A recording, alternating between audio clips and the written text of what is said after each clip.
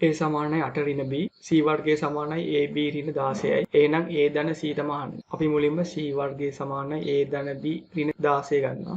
A වෙනුවට ආදේශ කරන්න පුළුවන් 8 ඍණ B. ඒතර අපි ලියන C වර්ගය සමානයි A වෙනුවට 8 ඍණ B වතාවක් B ඍණ 16යි.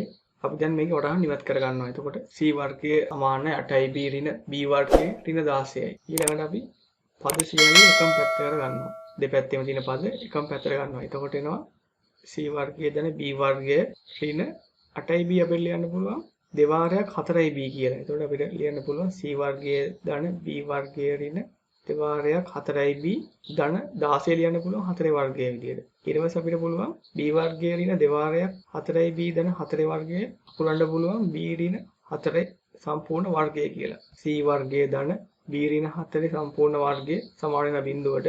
එතකොට මෙතන බීජ ප්‍රකාශන දෙකක් එකතුව බිඳුවට සමානයි. ඒ කියන්නේ එක් එක් කියා වෙන වෙනම බිඳුවට සමාන බිඳුව. එතකොට C සමානයි බිඳුවයි B ඍණ 4 සමානයි බිඳුවයි. ඒ කියන්නේ B සමානයි 4යි. අපිට ඕන A ධන C. C දැන් හරි. ඊළඟ A හොයාගන්න ඕනේ. A ගන්න පුළුවන් අපිට A සමානයි 8 ඍණ B. B කියන්නේ 4යි. එතකොට 8 ඍණ 4 සමානයි A. A සමානයි 4යි. A ධන C කියන්නේ උත්තරේ 4යි.